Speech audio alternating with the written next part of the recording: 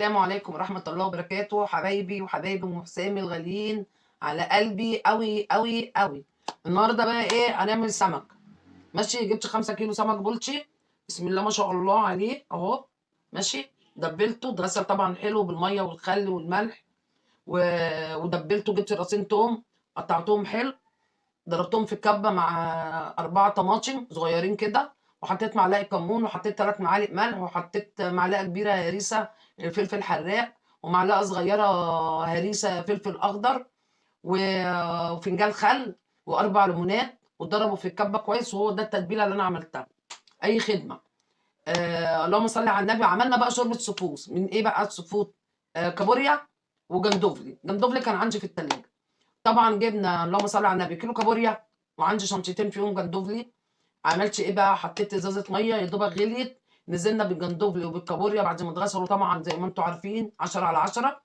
وبعدين نزلت بجزريه كبيره اتقطعت طرنشات، 10 فصوص توم شقتهم بس من نص سلام واتحطوا. وحطيت اللهم صل على النبي معلقه كمون. وحطيت ايه تاني يا بصبص، وحطيت حزمه كرفس اتقطعت طبعا بعروقها من فوق، محدش يقول الورق من تحت. 2 طماطم. ورق الكرفس من تحت زي قلته. الكرفس اساسا العروق هي اللي بتعمل ريحه وطعم. وايه تاني 2 حطيت؟ طماطم وحطيت 2 طماطم وجزر. والجزر قلناه حلو كده. عملت بقى ايه؟ كريمه لباني على ايديا. جبت كوبايتين لبن عليهم معلقتين نشا، قلبتهم على البارد، حطيتهم على النار يا دوبك لفوا لفه، وهي دي الكريمه اللباني. اول ما الشوربه حطيتها وخدت غلوه رحت نازله بالكريمه اللباني وقلب قلب يا معلم وحطيتها على البطاطس. طيب يا حبايبي، السمك اهو اللي انا عملته قدامكم.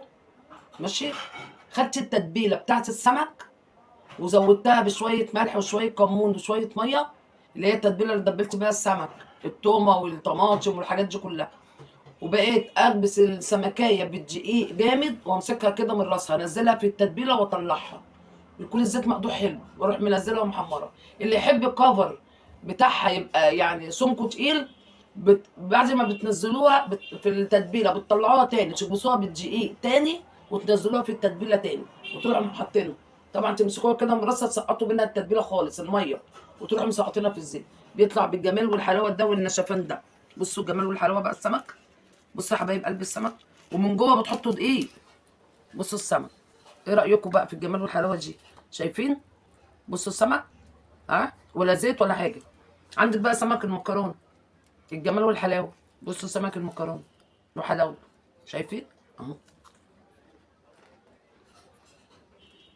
ولا شوكه ولا اي حاجه، بندمخها بكله كده اهو. والرز الجميل اللي عاملاه بسمله، رز ببصل صياديه. ودي شوربه السفود فيها جندوفلي وكابوريا. طبعا حطيت جزر وحطيت كرفس وحطيت تومه، التومه سليمه مقطعاها كده 4، وبصلايه، وحطيت 2 طماطم قطعتهم 4 وبصلايه 4 ومعلقه بابريكا ومعلقه كمون. ودي الكابوريا الجميله اهي. بصوا الحلاوه والجمال اهو، شايفين عامله ازاي؟ اللهم صل على. بسم الله ما شاء الله عليها، اللحمه والجمال اهو. لو عجبكم بقى الفيديو الجميل ده اعملوا لي متابعه واعملوا لي لايك واشتركوا في القناه، واهم حاجه تعملوا لي اعاده نشر يا جماعه على الفيديوهات اللي بتتفرجوا عليها بالله عليكم. ماشي، وظبطوني بقى لايكات والحاجات الجميله. ولو عجبكم الفيديو اعملوا لي لايك ومتابعه، واهم حاجه تصلوا على النبي في التعليقات. اشوفكم في فيديو احسن واحسن.